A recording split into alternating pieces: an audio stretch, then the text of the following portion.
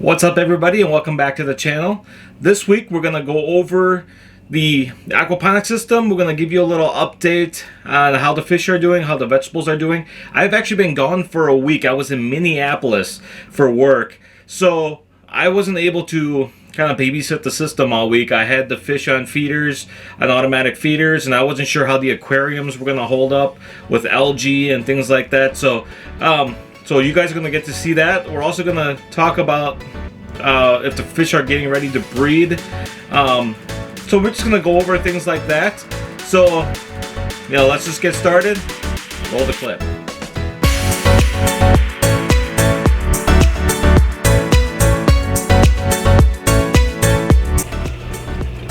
So today we're going to start off at the 30-gallon aquarium long setup. This is on the top shelf that I have going on. So these are mostly peppers. There's a couple herbs, and then we have a couple jasmine rice plants in the back right corner there. So these pepper plants took forever to sprout, but now that they've sprouted, they're actually starting to really grow. This one right here, it's like it's doubled. I mean, I don't know, maybe I'm wrong, but it looks like it's doubled since since last week. So these guys are doing really well. There's a lot of green. Even the dill back here is really starting to take off. So we got some parsley. This is lettuce of some kind. This used to be, I don't know what that used to be. I just replanted this yesterday. I believe this is more lettuce. So I believe this is black seed lettuce. I forgot what kind, but it's already starting to kind of sprout there, as you can see. So hopefully that'll grow well. So then let's go below, and this is basically what I call the community farm right here. So as you remember from last week, a lot of this wasn't here. I mean, I had probably a handful of green that I had transferred over, like this one, the rice plants.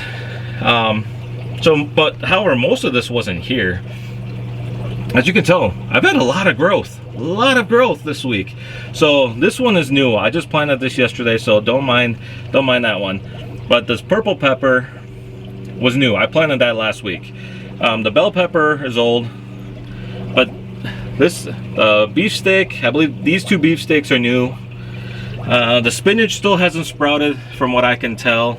I pulled those up yesterday. I couldn't see anything yet. These are Paris Island romaine lettuce. These guys are doing phenomenal. So, I mean, I can't wait for those to grow. Look at the cucumber. So, this cucumber plant right here, I planted last week. This zucchini was nothing but a little seed last week. Whoop. It still doesn't have a whole lot of plant structure.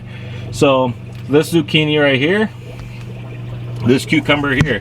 As you can see, I planted some more zucchinis and cucumbers, and as you can see here, the cucumbers are already starting to sprout a little bit.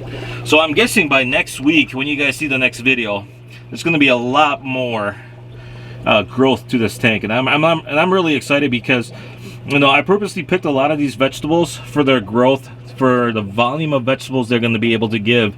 So like zucchini and cucumbers, I should be able to harvest, if not every week, maybe every couple weeks, that I can donate to the local food pantry. Same thing with the beefsteak tomatoes. And I wanted to be able to pick vegetables that I can give regularly. That'll be healthy. So let me get you to the other setup across the room. So here we are in the lettuce tub. As you can tell, it is really starting to take off. I'm not liking the look of this, not because there's so much green, because there's no structure. It's because the roots haven't been able to kind of really get into the cups. And that's the one downfall about this this media that I'm using, this wool. So I don't know, so like these lettuce plants, now you can't see that. So these lettuce plants, I actually put down a little deeper, so the roots should be a little bit deeper. But I guess we'll kind of have to play it by ear. This is the pepper though. We got some dill here. Oops. This is the dill here. Some parsley here. Apparently I have dill and parsley, or dill and lettuce in this one. So A lot of this lettuce I'm going to use to feed the fish below. I do love lettuce on my sandwiches and my burgers and things like that, so I'm also going to be eating some of this. But I would say about half of this I'm going to probably use for the fish, half of it I'm going to use for me. So let's go up on top of where I've seen probably the biggest amount of change. And here we are. If you remember from last week, these guys were like down to here. Because you remember they were only about as tall as my hand. And now, this isn't even the tallest one right here. And this is already taller than my hand. This stalk is actually taller. But, so what I'm going to have to do, I'm going to have to get some string or some ties and kind of give them a little support against this lattice here. I do want to have them go vertical. I don't want to have them go out until they get up to the top here. So these guys have really grown. This thing has outgrown this side, and this was taller than this last week. So this plant right here has really grown. It's growing very well, and actually the beefsteak tomatoes are finally starting to sprout. They're probably taking 3 times as long to grow as a cherry tomatoes, but now that they're really starting to take, now that the roots have really taken hold, they're really starting to grow, starting to go vertical. So I'm really excited for that, because the beefsteak tomatoes are a little bit, they're the beefier tomatoes. Cherry tomatoes are great for like salads and things like that, pasta salads, but the beefsteaks are going to be great for sandwiches and burgers and things like that. As you can see back here, we have got our cucumber plants. These are for pickling. Let me see if I can zoom right in, and you can see we have more vines. So they've taken a hold of the lattice and they are now growing vertically. Thank God for that. So we do have some vines down here. I don't know if you guys can see if they're being a little blurry. So this one's finally starting to head over to the lattice, which is good to see that it's finally turned around. I think it's just been searching for a while. So hopefully that'll find it soon and latch on and help it grow vertically, because the weight of these plants are just gonna, I mean, if they didn't have these vines to help secure it against the lattice, these plants would just crumble and get crushed. So don't worry about these leaves. They're just dying off as it's going more vertical. So hopefully these will start to flower. Probably in the next couple weeks they'll probably start flowering a little bit, and then we can start looking at getting some vegetables growing. So right now they're just kind of stabilizing. I would pull the roots up, but it gets to be a mess just because of, they're not fully stable against the lattice. So, but I did pull this one up this morning, and the roots are actually about 4 inches into the water, which really helps with the aquarium, which you're gonna see in a second. But and I wish you guys could smell this. I wish you guys could smell the video, because, and I know that sounds weird, but it smells amazing in here because these guys are doing such a great job of filtering the air. So I do have this greenhouse. There is a cover that goes on the front of it like this. It just sits loosely. So that does keep a lot of the humidity within, does keep a lot of the temperature in. The thing is too though, is I actually cut slits in here. So as you can see, I have slits in here. There's a little bit of openings here.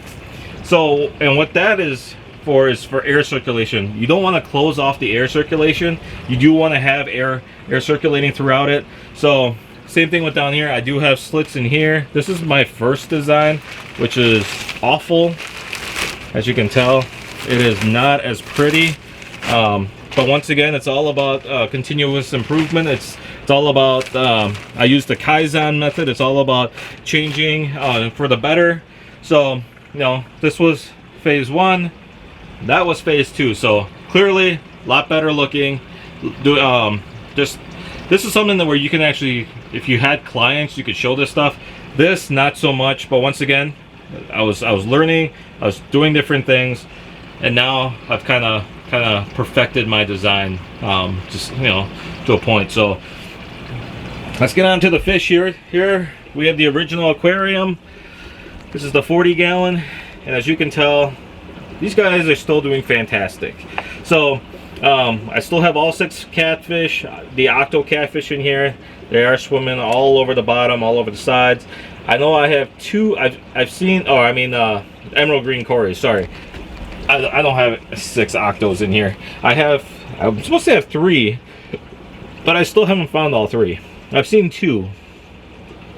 So I just did a slight vacuum in here. I just kind of vacuumed up the bottom a little bit. I wasn't sure how dirty it was. However, when I got home, it was actually almost as clear as it is now. So what's happening with those really long roots and established roots now is that it's cleaning up the water. It's filtering out the water even better. And since I have a pump here that does about 500 gallons per hour, I mean, I'm rotating this water in this tank about 10 times an hour, a little more than 10 times an hour, which is really great because that's what you want. You want to rotate the you want to be able to rotate the water out. You want to, you don't want to just do it like every half hour, or you don't want to do a half a tank every hour. You want to be able to do a full tank an hour at least. I made sure that I have plenty so that there's constantly nutrients going to the vegetables, and that's probably why they're growing so well, and why all of a sudden now a tank is really starting to get established. And despite the fact that this tank is now technically too small for these fish, so there's 22 blue tilapia in here that I got from Lakeway Tilapia. You guys know that from previous videos.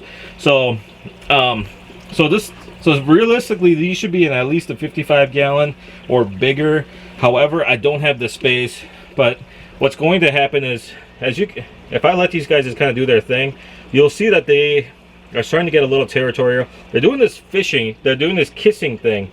You can tell, watch this guy right here. Watch that guy right there. I think that's a male. So that thing likes to do this kissing thing. So there is one fish in particular that likes to kiss. And I was trying to do some research on it, and it seems to be like nobody really knows for sure if it's an aggressive behavior or if it's an affectionate behavior.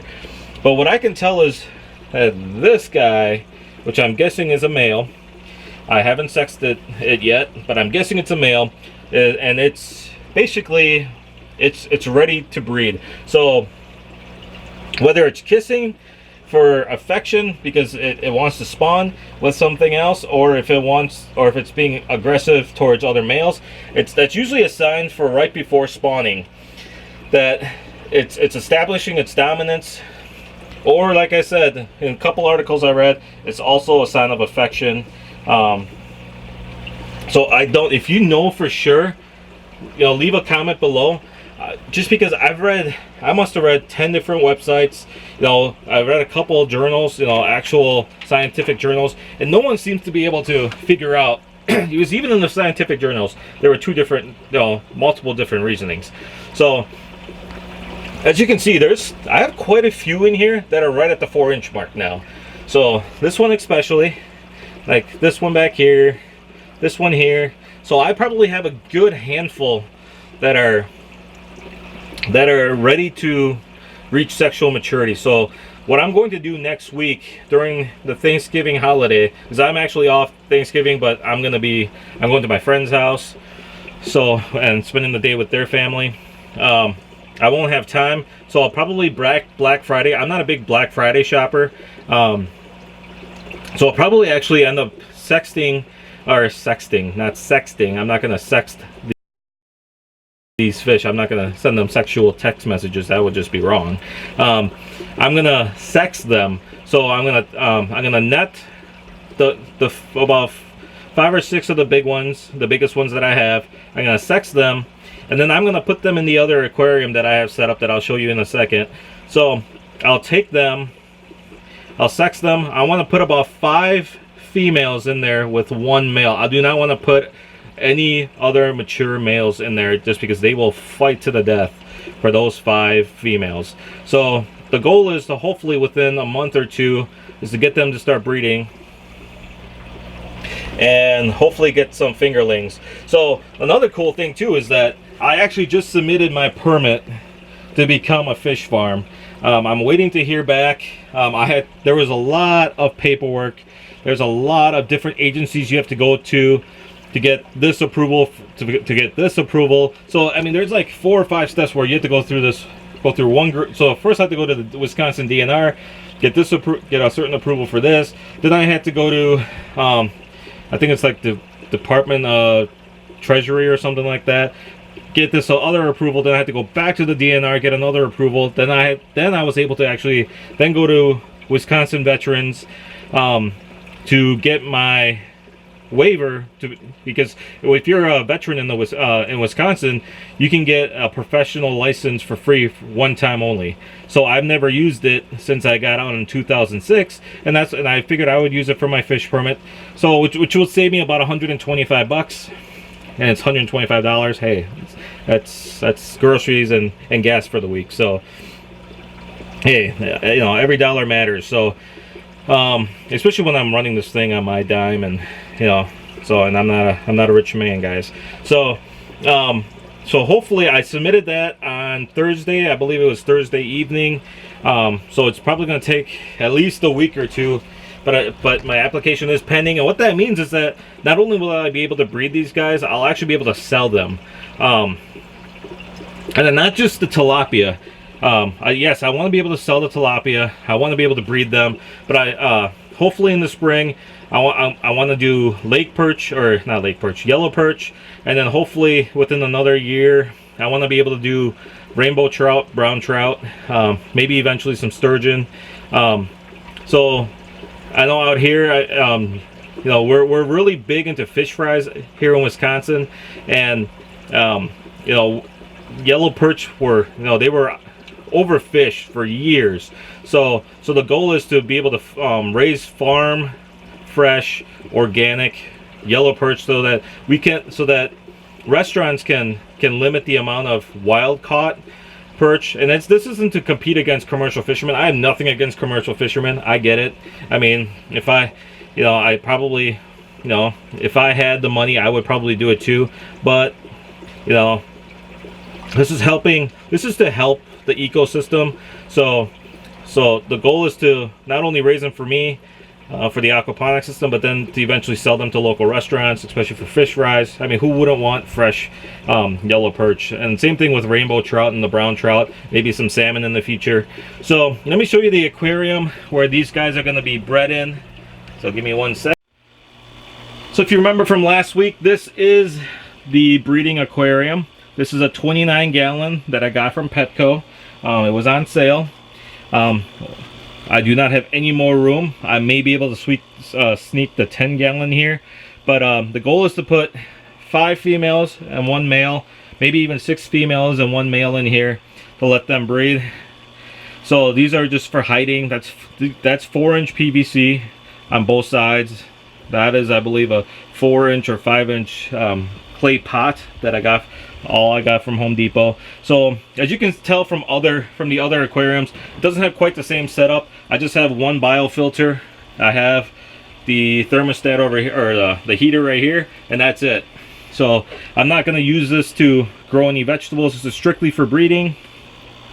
So hopefully the next time you guys see this aquarium, there's going to be fish in there. I still have to put a cover on it. I got to order the plexiglass. Once again, been extremely busy. I actually leave for the hotel in a couple hours here, so just trying to finish up this video and get it posted so that I can head out to leave. So so I hope you guys liked the video. A lot more information, a lot more exciting things to happen next week. So as you can tell, there's been a lot of change. There's been a lot of growth. It's been great growth. It's actually really astonished me how much the vegetables have grown, how well the fish are doing. One nice thing about tilapia is they're very hardy fish. They can handle dirty water. They can handle high pH, low pH. They can handle some of the alkaline and the ammonia in the water. So they are doing very well. As you can tell, I have a couple fish that are probably this close to breeding. So I'm gonna take care of that hopefully next week with having a long weekend. So I can't thank you guys enough for coming to the channel. I can't thank you guys enough for liking my videos, for commenting on the videos. So thank you so much. Like I said in previous videos, the goal of Valor Aquaponics is to just do this in my house, but it's to be able to do this commercially and also give back to the community. As you can tell by that one little greenhouse of food, there's going to be quite a bit of food that's going to be growing, and that I'm going to be able to donate to my local food pantries, and that's all with the help of you guys. So once I can do it commercially, take that amount and multiply it by 10, 20, 30%, maybe 100%, 1,000%, depending on how big I can get this. This isn't about me getting rich. This isn't about me becoming a full-time YouTuber. That is not the goal. I would love to be able to see the system grow. I would love to be able to do Valor Aquaponics full-time, so that I can see the system grow. I can build it from scratch, using a lot of the knowledge that I've learned being in maintenance, and you know, just being kind of crafty. So I mean, that's the goal. Whether or not YouTube makes any money, it would be great if it did, but it's not so that I can go buy a Lamborghini. It's not so that I can go buy a big fancy house. It's so that I can build this aquaponics business, so that I can not only take care of myself, but take care of others in the community. So, you know, so you can help. You don't have to donate $1 million to my Patreon. If you can, fantastic. I would love you, by the way. But if you can't, that's fine. I understand. You know, we're not all made of money. I am not certainly made of money. I work full time. I work a part-time job. I go to school part-time. So, I mean, I'm just an average guy, guys. So you can help me out though by liking these videos. Share the videos with your friends, with your family, anybody that you think will be interested. This isn't just for science geeks like me. It's for anybody that wants to grow their own vegetables, and it can be done in the smallest houses. I mean, you don't have to have a setup like mine. You can just get a small 10-gallon aquarium and just put some herbs on top or some lettuce. It's really simple, and I'm more than happy to help you guys set up your systems. You know, reach out to me in the comments or send me a message either through valoraquaponics.com, which is the link right here, or you can go to, you can actually find my email address on my YouTube page. So there's a lot of ways. You can even find me on Facebook. There's a lot of ways you guys can reach out to me, and I'm more than willing to help out free of charge. I'm not about ripping you guys off. I'm not about making money off of you guys, but anything that you guys can do to help me grow the channel, because the next step for me is to get a commercial space. And that's going to cost a lot of money. I don't know too many places around here that's willing to give me a break just because I'm young and and I have a new business and whatnot. They don't care. They just they want to be able to make money. So it's going to cost thousands of dollars just to be able to rent a unit.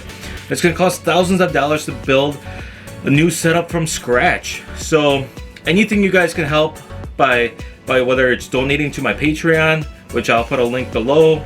Also, there's a little icon over here, I think. So anything you can do to help will be greatly appreciated.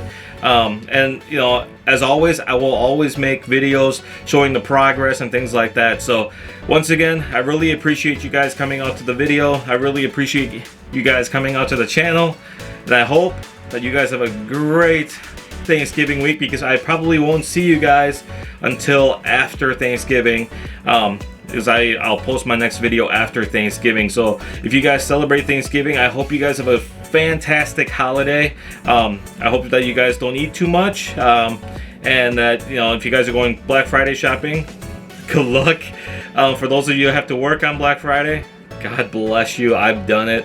I've been there. I feel the pain. So, God bless you guys. So, I hope you guys have a fantastic day. Remember to be the change that you wish to see in the world. I'll see you guys next time.